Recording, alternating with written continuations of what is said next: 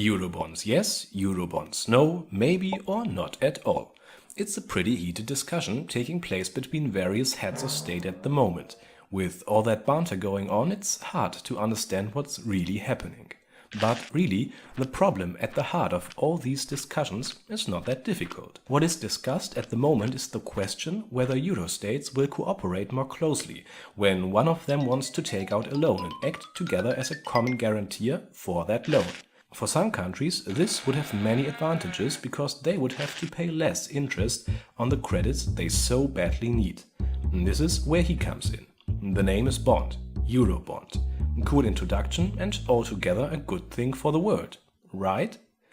Well, some countries, including France and Germany, beg to differ. In order to understand this, let's picture the situation in a simple way. Angie from Germany, the French Nicolas, Pete from the Netherlands, Silvio from Italy and Yorgo the Greek are sharing an apartment. The five of them are really different characters, but all in all they get along pretty well, because they share one thing in common. They like to travel throughout Europe by car.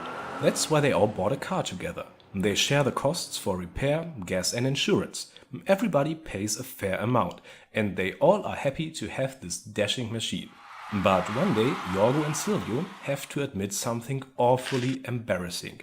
They can't carry the costs for the car anymore, because they have spent too much money on beer and parties. The hangover is truly awful. At the bank, the two of them have already asked for money, without success. Even their parents don't want to pay anymore. Damn! Angie, Pete and Nicola are flabbergasted. They have tried really hard to save their money for the car, while the other two went around spending their savings and having a good time. They really don't want to carry the costs for the car all by themselves. But Yorgo and Silvio have come up with a plan. Angie and Nicolas can accompany them to the bank in order to take out a loan with them. Then the bank will surely be content and not ask for too much interest. Silvio thinks this is genius, because this way Yorgo and him will have time to get some money and solve this annoying problem. Pete doesn't think the plan to be truly genius, but he desperately wants to keep that car, so he agrees. But Nicola and Angie want to hear none of this. No way.